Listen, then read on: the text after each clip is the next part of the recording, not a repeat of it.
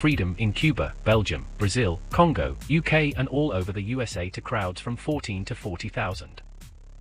International leadership speaker, trainer and coach.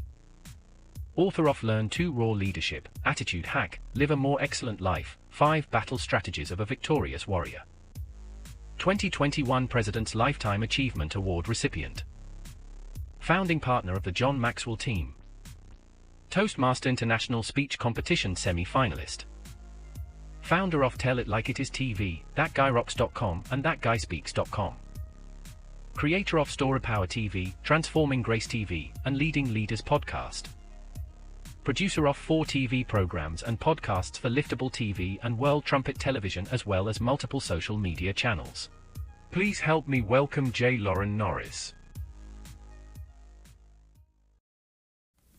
Few things I enjoy more than sitting at the feet of someone who can really tell an old story. And when I mean really tell an old story, I mean like when Grandpa tells you about back when he had to drive across country in a horse and buggy. My grandmother used to tell me stories like that. She was 92 when she passed. She told me what it was like to get on a horse and buggy, and it would take days, literally days, to get from Grand Saline, Texas to Dallas, Texas. Well, today that's a drive you can make in 90 minutes, worst case scenario.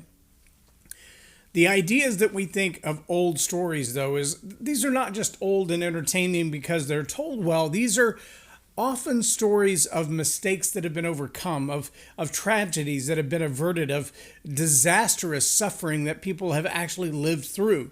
And you might think to yourself, why would a leader want to listen to all that dribble when there's so much that we've got left to do today, so many tasks at hand today that we've got to do to manage our social media accounts and keep up with our media impressions and make sure that our advertising is working and our campaigns are producing fruit, so to speak. They're actually a return on investment. And as we think about all those challenges, we like to think, well, we don't really have time for old worn out stories. Or do we? That's what I want to talk about today on Leading Leaders. Subscribe now for our extensive video library of leadership lessons promoting faith, family, and freedom.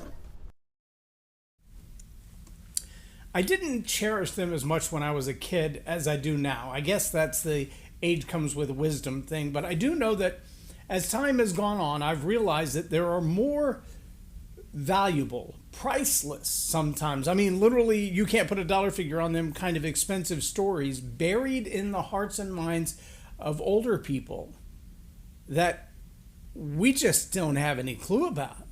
There are more stories buried there than we know what to do with.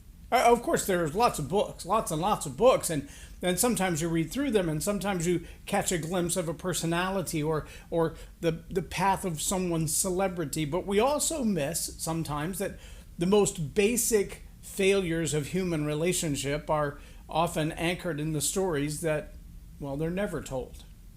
What we really ought to be doing is listening for the stories and listening for the ones that people are reluctant to tell, but they will if you ask enough, or if you listen with enough grace, if you give them the time to kind of dig through the story and process. And by the way, you probably have a story like that of your very own.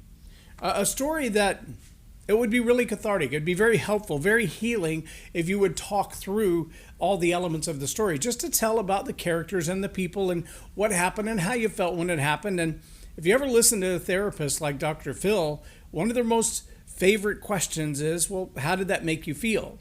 Why? Because when you take the moment of history that an event happened and you juxtapose that with how you think and how you feel, you find that there's this little thing called an attitude that comes up, and that attitude often shapes your life. It also anchors deep within you your core belief system. So as you're retelling that story, how you feel now about that story versus how you felt then about that story, that can really be a powerful healing process for you. At the same time, though, it reveals a lot about the character of who you are and the character of the people who are around you. All of those are golden nuggets of human survival. There are a lot of things that we just don't realize are tolerable until we get past them. I remember from that silly movie Aladdin, when the bird is torturing the genie and He says, you can't kill a genie. He said, I don't have to kill you, but you would be amazed at what you can live through. You'd be amazed at what you can live through. See, sometimes the lesson isn't in the death. The lesson is in the survival. Sometimes the greatest lesson is that I've been able to endure the pain, the tragedy, the heartache, the mistakes, the betrayal. I've been able to endure all those things. Well, there's power in that. There's power in knowing that I was able to endure those things, because when they come up again, I can face them with the courage of knowing, been here, done that, I can get through. But more than that, there's power in knowing that someone else has gotten through those things, because when I'm facing that trial and I can look at you and you can say, I've already gotten through it, and here's how. That's where the priceless roadmap comes in. It's one thing to know that someone has survived a story, but they've been the survivor through the story. If you've read any of the stories, like my friend who was attacked by a bear, he talks about standing face to face with this bear, and he said, I was horrified. I didn't know what to think. And then one swipe nearly took my face off. And as he tells the story, you're thinking to yourself, I never even imagined that a bear attack was survivable. If you'd asked me 15 minutes ago, if I stood toe to toe with a 7-foot tall, 600-pound grizzly bear, could I actually live through that? My answer would have been, well, maybe as bear food. I mean, you're about to be some chum. But I would have never thought that someone could tell the story of having stood toe-to-toe with a 7-foot tall grizzly bear and walked away from the story to tell the story again. But he has. How about the girl who was attacked by a shark and took half of her side away? She is still alive and telling her story.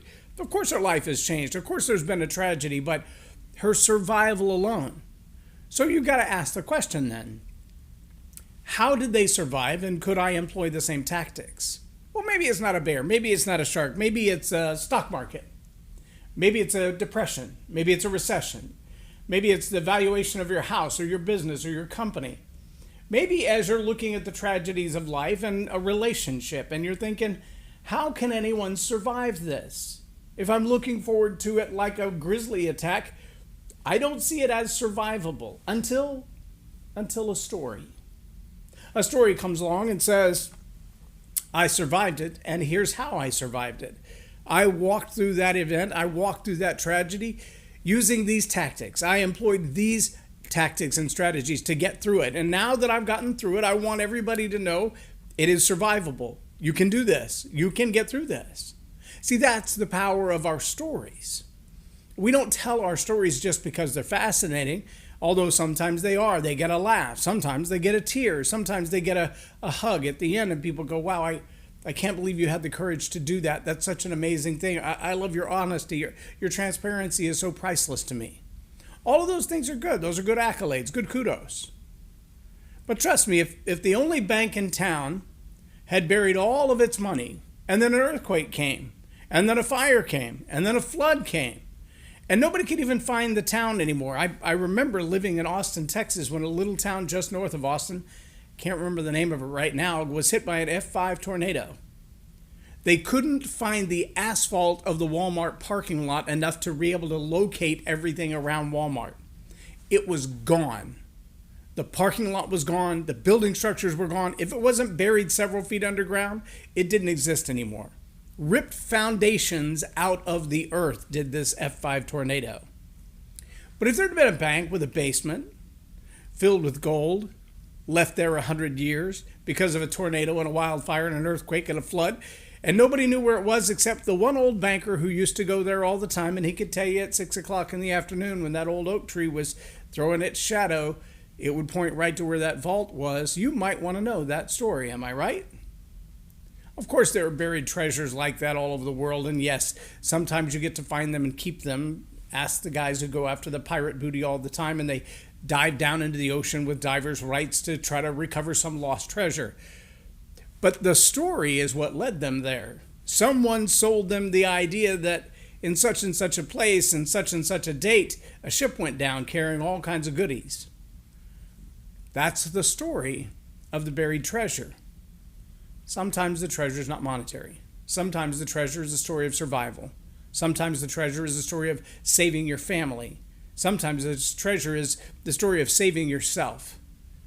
The story itself could save you. The strategies might, the tactics might, maybe. Maybe it's just the hope that someone has survived what you're enduring right now and they came through it okay. They walked through the other side of this horrific event in your life and said, been there, done that, made it out, you can too. And here's how. That's why our stories are so valuable. That's why stories must be told over and over and over again. Hopefully with accuracy, hopefully with the power of the truth buried in them, hopefully with the ability to provide hope, not just recount the devastation, but the ability to say, I've been there, I've done that, I made it through, and here's how. That's really the purpose and the power of a story. So if you're a leader and you're not telling your story, you're robbing people of the opportunity to succeed where you've succeeded, to endure what you've endured, to last through what you've lasted through.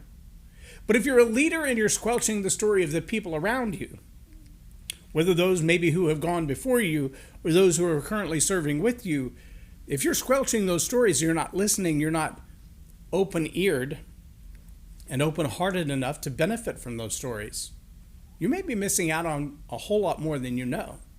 And remember, just because they work for you, just because they serve on your team, doesn't mean they don't know more, doesn't mean they haven't encountered more.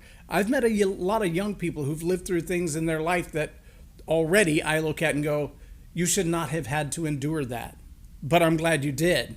And I'm glad you're willing to tell the world about what you've endured, because your life is powerful and your story is life-changing.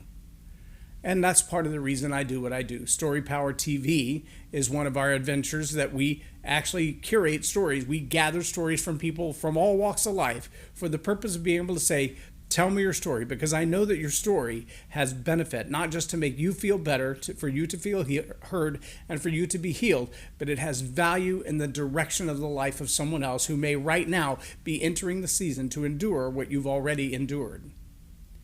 That makes stories powerful. I call it story power. I think you need to take the time as a leader to encourage people around you to tell their stories, young and old, to encourage people around you to listen to stories of the young and the old. Those stories, that's where we hide the truth. That's where we find the roadmap to success that may be hidden from us and every other venue except the story of the individual who lived through it. I challenge you to take the time to tell your story and listen to someone else's today. I'm J Loren Norris with Leading Leaders Podcast for Tell It Like It Is TV. Have a blessed day.